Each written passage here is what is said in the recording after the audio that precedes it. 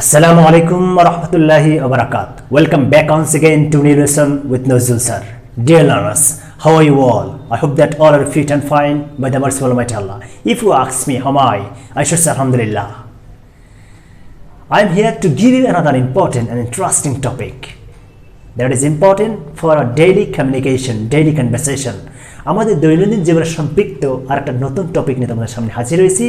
অবশ্যই আজকে টপিকটা হচ্ছে আমাদের কথা বলতে গিয়ে চমৎকার কিছু কথা আমরা প্রতিনিয়ত বলে থাকি, সেই বিষয়ে আছে কীভাবে বলবো। জাস্ট 10 মিনিট সময়, আজকে বেশি সময় নষ্ট করবো না, ওকে? 10 মিনিট পুরো সময় থাকো, দেখো, ইনশাল্লাহ অনেক লাভ হবে। Yes, you will be benefit finally ইনশাল্লাহ। ওকে, আজকে যে সেন্সগুলো আমরা সাধারণত বলি, এরকম কিছু সেন্স আমি আলোচনা করতে চাচ্ছি। ইয়েস, দেখো, অনেক সময় বলি যে টেবিলের উপরে রাখো, মানে বাংলা বাক্য খেয়াল করো, বললাম যে গ্লাসটা টেবিলের উপরে রাখো, গ্লাসটা টেবিলের নিচে রাখো, যে উপরের তলায় আসো, উপরের তলায় আসো, নিচতলায় যাও, সিঁড়ি দিয়ে আসো, লিফট দিয়ে আসো। এই সেন্সগুলো কেমনে বলবো স্যার? দরকার না স্যার? নিচে রাখো, উপরে রাখো, হ্যাঁ, নিয়ে যাও, এই সেন্সগুলো কীভাবে ইংলিশ করবো আজকে আমরা শিখবো।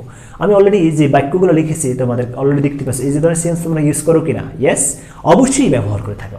আজকে এই ইংলিশগুলো করার চেষ্টা করো, বলার চেষ্টা করবো। প্রথমে দেখো, উপরে রাখো, রাখা ইংলিশটাকে জানতে হবে, পুট বা কেপ। রাখা ইংলিশকে পুট বা কেপ, পুট বা কেপ। তাহলে উপরে রাখো, তাহলে আমরা কী বলতে পারি? Put it on the table. এখন ইটের জায়গায় তুমি চেঞ্জ করে দিতে পারো, যে বললো যে গ্লাসটা উপরে, put the glass on the table. Again, put the glass on the table. শোকেসের উপর রাখো, put the glass on the showcase. আলমিরা অন দ্য আলমিরা। এরকম এক্সাম্পল চেঞ্জ করে ইউ হ্যাভ টু সে। তাহলে উপরে রাখো, অন, স্পর্শ করে বুঝতে অন হয়। তাহলে keep the glass on the table, put on the glass, put the glass on the table, put the glass on the table. তাহলে আমরা প্রথম সেন্স শিখলাম যে টেবিলের উপরে রাখো, আমরা যাই এটা টেবিলের উপরে রাখো, প্লিজ। তাহলে প্লিজ শব্দ অবশ্যই ইউজ করো, প্লিজ রাখো। তাহলে কি রাখা না? Put it on the table. এটা যদি বলি ইট ইউজ করবো, ইট। যদি বলা হয় মোবাইলটা টেবিলে রাখো, please put the mobile on the table, বা পুটের জায়গায় কিপ দিতে পারো, please keep the mobile on the table. এবার তাহলে উপরে রাখো, নিচে যদি বলি নিচে রাখো, তাহলে উপরে কি? On the table. নিচে রাখো, প্লিজ কিপ ইট। এটাকে আমরা আর একটা বলতে পারি, আপও বলতে পারি, ডাউন। নিচে রাখো, প্লিজ কিপ ইট ডাউন। এখন যদি বলি যে গ্লাসটা নিচে রাখো, please keep the glass down, please keep the glass down, please keep it up. এটা বলতে পারি, আপও বলতে পারি, ডাউন আমরা অন দাও বলতে পারি, সমস্যা নেই। আজ তাহলে আমরা একটু ফাইনালি বলে দিই। প্রথম সেন্টেন্স কী বলছিলাম আমরা? যে টেবিলটার উপরে রাখো, অন দ্য টেবিল বলছিলাম, keep the glass on the table. যদি গ্লাসটা টেবিলের নিচে রাখো, তাহলে keep the glass down the table sense. তাহলে keep on the table, keep down the table. টেবিলের নিচে রাখো আর উপরে রাখো। টেবিল হতে পারে, আলমিরা হতে পারে, শোকেস হতে পারে, any things you can use here. Okay, আচ্ছা, এবার আসি নেক্সট। এবার আরেকটা আছে, এটা নিয়ে যাও। নেওয়া কি? টেক। এটা নিয়ে যাও প্লিজ, বা সরিয়ে নেয়, প্লিজ টেক ইট মানে নেও। নিয়ে যাও, সরিয়ে রাখো। এই সরিয়ে রাখাটা ইংলিশ আছে, সরিয়ে রাখো, বা এটা please take it away, please take it away, take it away. তার মানে আপনারা এদের খাবার দিয়েছেন বা কোনো কিছু দিয়েছেন, আপনি বলছেন এটা এখন সরিয়ে নাও, প্লিজ টেক ইট অ্যাওয়ে। ইটের জায়গায় আমরা এই সাবজেক্টটা, মানে সরি অবজেক্ট ফর্মটা আমরা ইউজ করি, যেটা আমরা মেনশন করতে সেটা বলছে গ্লাসটা সরিয়ে রাখো, please take the glass away, please take the glass away.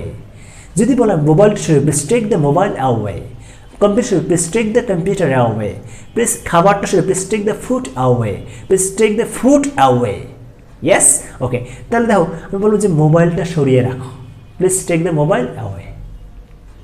খাবারটা সরিয়ে রাখো, please take the food away. Right? আচ্ছা, চমৎকার না? ওকে, নেক্সট। ওকে, এবার খেয়াল করো, যদি বললাম যে উপরের তলায় আসো, উপরের তলায়। উপরের তলা বলতে আমরা কী ইউজ করি? উপরের তলা। আগে জানতে হবে উপরের তলা ইংলিশ। উপরের তলা ইংলিশে খেয়াল করো, তাহলে কি? Up stairs. খেয়াল করো ইংলিশ বানানটা, স্পেলিংটা আপ স্টেয়ার্স, উপরের তলায়।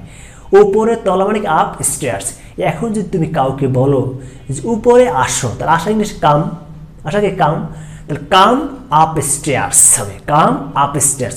এখানে মনে রাখতে হবে এই আপ স্টেয়ার বা ডাউন স্টেয়ার সাথে কোনো সময় প্রিপোজিশন বসবে না, টু বা অন্য কোনো প্রিপোজিশন বসবে না এখানে না। যদি কাউকে বলো ভাই উপরে আসেন প্লিজ, তাহলে প্লিজ অবশ্যই ইউজ করো, প্লিজ কাম আপ স্টেয়ার্স। যদি বলো নিচে আসেন, তাহলে নিচতলা ইংলিশ কি ডাউন স্টেয়ার, নিচতলা ইংলিশ কি ডাউন স্টেয়ার্স, ডাউন স্টেয়ার্স। তা নিচে আসেন please come downstairs, come downstair. নিচে যান, আপনি নিচে যান প্লিজ গো ডাউন স্টেয়ার্স। উপরে যান please go up stairs, please go up stair.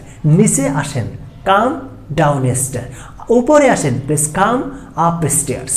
তাহলে আপ স্টেয়ার্স মানে কি উপরের তলা, ডাউন স্টেয়ার মানে কি নিচের তলা। চমৎকার না? এই দুইটা সেন্টেন্স অনেক বেশি ইউজ করা। উপরে আসেন তো ভাই, নিচে আসেন তো ভাই, নিচে যান, নিচে যান কি go down stairs, go to বলা যাবে না, গো ডাউন স্টেয়ার্স। আচ্ছা এবার আসি, যদি বলি লিফটে আসেন, লিফটে আসেন, তাহলে শুধু এখানে আসা, এখানে কাম দেওয়া যাবে না, এখানে আমরা কাম থ্রো লিফট এগুলো বলা যাবে না, টেক লিফট, কি হবে টেক লিফট হবে, কি টেক লিফট। বলুন যে লিফটে আসেন প্লিজ, টেক লিফট বললে হয়েছে টেক লিফট। যদি বলা হয় আপনি সিঁড়ি দিয়ে আসেন, সিঁড়ি, তা টেক স্টেয়ার্স, শুধু সিঁড়ি ইংলিশ কি স্টেয়ার, কী হবে স্টেয়ার। তাহলে সিঁড়ি ইংলিশ কি স্টেয়ার, তাহলে কি বলবো সিঁড়ি দিয়ে আসেন টেক স্টেয়ার্স, সিঁড়ি টেক স্টেয়ার্স। তাহলে যদি বলি লিফট দিয়ে আসেন টেক লিফট, টেক লিফট। এখন যদি বলেন যদি বলি যে লিফটটা ধরেন please, hold the lift, hold the lift, hold the lift, hold the lift. Just repeat after me. এই যে দেখো these are the senses we use. চমৎকার না? আমরা এই দৈনন্দিন জীবনের সম্পৃক্তের অনেক কথা বলি, বলে ভাই সরিয়ে রাখো, রাখো, নিচতলা আসো, উপরতলা আসো, সিঁড়িতে আসো, লিফটে আসো, এই সেন্সগুলো অনেক ইউজ করি। তা তোমরা যেগুলো শিখে ফেলছো অলরেডি, যে জেনে ফেলছো, এগুলো অবশ্যই প্র্যাকটিস করবে। এবং আজকে এই টপিকটা কিন্তু ছোট্ট হলেও অনেক গুরুত্বপূর্ণ আমাদের ইউজ করি। ওকে, আমি আর সময় নষ্ট করবো না তোমাদের সাথে।